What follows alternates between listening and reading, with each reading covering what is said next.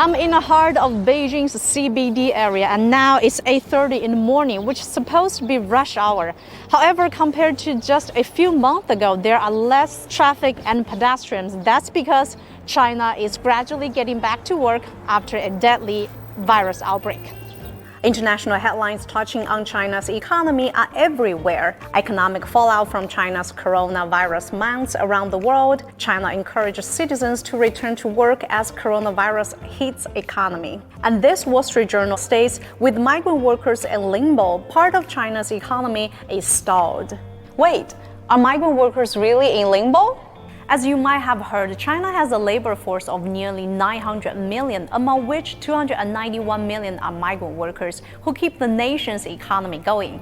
In the coronavirus outbreak, some local governments have been organizing group transportation to get workers back to their jobs.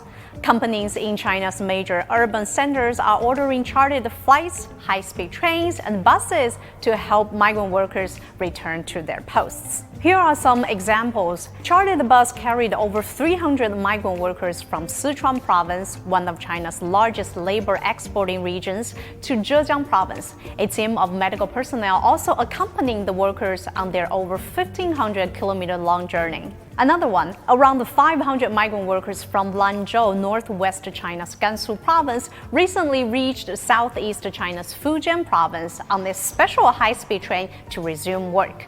Local governments from China's major labor exporting areas, including Anhui, Hunan, and Guizhou, followed suit. It's not just about road transportation. China Eastern Airlines said it has received requests for 60 domestic and international routes as various companies plan to bring their employees back to work, especially in high migrant population cities like Hangzhou, Beijing, and Shanghai. International media outlets like Forbes, Nikkei, and Financial Times are bashing China's recovery during a very difficult situation. However, the numbers speak for themselves. The work resumption in the country's top exporting province of Guangdong has been rapidly increasing, while key business in foreign trade in provinces such as Shandong, Jiangsu, and Fujian have a work resumption rate of around 70%. The resumption rate of central enterprises has exceeded 80%, while the number stands at 96.8%, 83%, and 88.1% for petroleum and petrochemical enterprises, power grid enterprises, and machinery and equipment manufacturing enterprises, excluding automobiles, respectively. As the world's second largest economy, the world's factory, and solidifying its position in the global supply chain. This is part of the reason foreign companies like Tesla and others all set foot in China, and lots of them have resumed production despite the outbreak.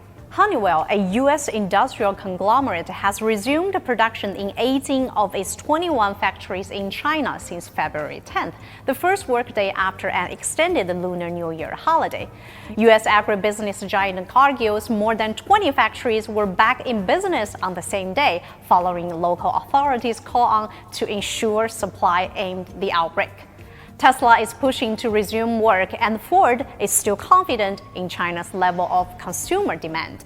Major Japanese car makers Toyota and Mazda also resumed some China's operations in mid-February. To ensure that work is resumed in an orderly fashion, the government announced different safety categories, including low, medium, and high risk, based on the severity of the epidemic, notifying companies when they can begin production. Even so, the push to resume production can also be seen in Wuhan, the epicenter of the outbreak, where disruption to the supply chain is the most severe. Wuhan Jingyi Food Corporation, the company behind the popular instant noodle brand Master Con, restarted production as early as January 28th in order to meet surging demand for instant noodles in coronavirus-hit areas. We have to acknowledge Wuhan's position as a regional economic hub with links to other key centers, which is essential to economic revival. However, we have to be patient. Like many Chinese netizens wrote, Wuhan is just taking a long rest, a temporary pause. No winter lasts forever, no spring skips its turn.